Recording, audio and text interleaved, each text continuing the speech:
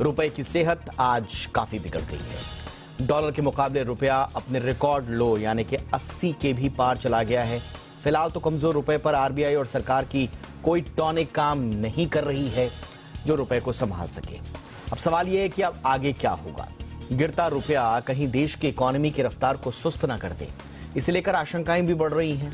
आज हम रुपए की लुढ़कती चाल पर चर्चा करेंगे, साथ ही बात होगी रुपए की मजबूती के उपायों पर। खास मेहमानों का पैनल हमारे साथ है, लेकिन सबसे पहले ये रिपोर्ट देखिए, लौटते हैं चर्चा के साथ।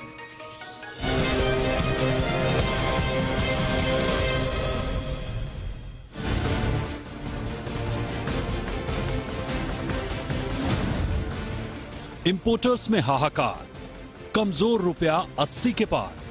कैसे सेहतमंद होगा रुपया, कैसे लगेगी नई अपार।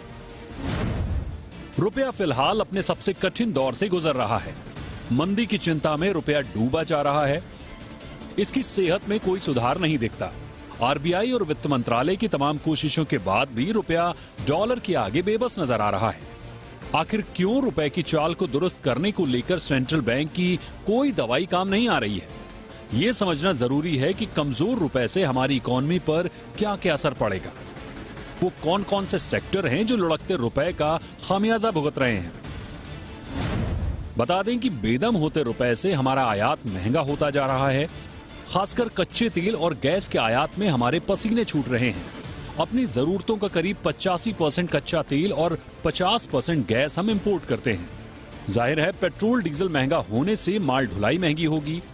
इससे खाने पीने की सभी चीजों की कीमतें बढ़ेंगी। इसके अलावा इलेक्ट्रॉनिक्स प्रोडक्ट के लिए हम करीब 40 से 60% आयात पर निर्भर हैं। स्मार्टफोन में लगने वाले करीब 70 से 80% कल पुर्जे आयात होते हैं।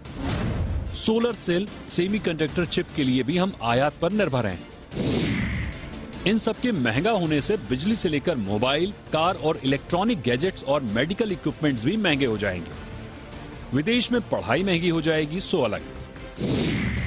इसके अलावा हम अपनी जरूरतों का करीब 60% पाम ऑयल आयात करते हैं। एसएमएस पर भी इंपोर्ट बिल बढ़ेगा। हालांकि कुछ ऐसे सेक्टर भी हैं जिनके लिए गिरता रुपया फायदेमंद साबित हो रहा है, खासकर निर्यातक, आईटी सेक्टर, फार्मास्यूटिकल्स, चाय, जेम एंड ज्वेलरी, मसाले और टेक्सटाइल जैसे एक्सपोर्ट ओरिएंटेड सेक्टर के लिए रुपए की गिरावट फायदे का सौदा होता है। रुपए की कमजोरी की वजहों की बात करें तो डॉलर एक साल में 17% मजबूत हुआ है, जबकि डॉलर के मुकाबले सभी ग्लोबल करेंसीज कमजोर हुई हैं। वहीं यूएस में ब्याज दरें हाल में बढ़ी थीं और इसमें और बढ़ोतरी का अनुमान है। इससे भी डॉलर में उछाल आया है। वहीं भारतीय शेयर बाजारों में एफआईआईज की जोरदार बिकवाली के अलावा जून में कच्चे तेल और कोयले के दोगुने इंपोर्ट से भी रुपया कमजोर हुआ है। फिलहाल तो डॉलर और रुपए के बीच की जंग में ठहराव आना जरूरी है, ताकि रुपया फिर से ग्लोबल मार्केट में अपनी दावेदारी मजबूत कर सके। ब्यूरो रिपोर्ट, जी मीडिया।